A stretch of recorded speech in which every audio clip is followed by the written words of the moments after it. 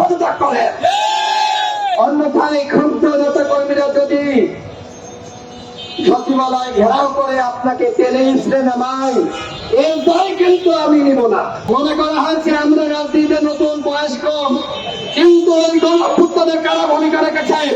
এদেশের তরুণ যুবরা এই গণঅভ্যুত্থানের রাজপথে নেমে না আসলে গণঅভ্যুত্থান বাংলাদেশে হতো না। সুতরাং তরুণ বলে আর যুবা বলে ইগনোর করবেন না। যুগে যুগে প্রমাণিত হয়েছে, ইতিহাস তৈরি করেছে তরুণরা। আমি কথা বলাতে চাই না, স্বরাষ্ট্র উপদেষ্টাকে বলতে চাই, নৌলাখের উপর হামলা হয়েছে, এখনো পর্যন্ত দুঃখ প্রকাশ দেখি নাই, কোন সহমর্মিতা প্রকাশ করেন নাই। তার মানে আপনার নির্দেশনে এই ধরনের হামলা হয়েছে। আপনি নৌলাখের উপর যে হামলা হয়েছে সেই ঘটনার দায় নিয়ে অনতিবিলম্বে পদত্যাগ করেন।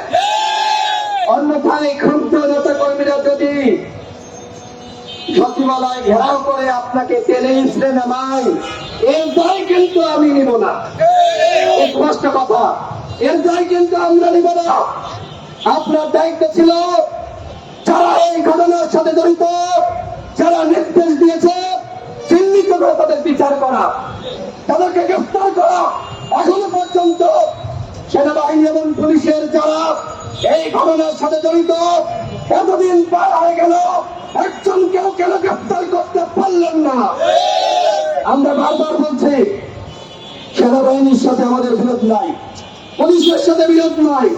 আমরা পুরো সেনাবাহিনী এবং পুরো পুলিশ বাহিনীকে দোষারোপ করছি না, কিন্তু যারা নৌলাখের উপর হামলা করলো, আমরা কি তাদের গ্রেফতার দাবি করতে পারি না?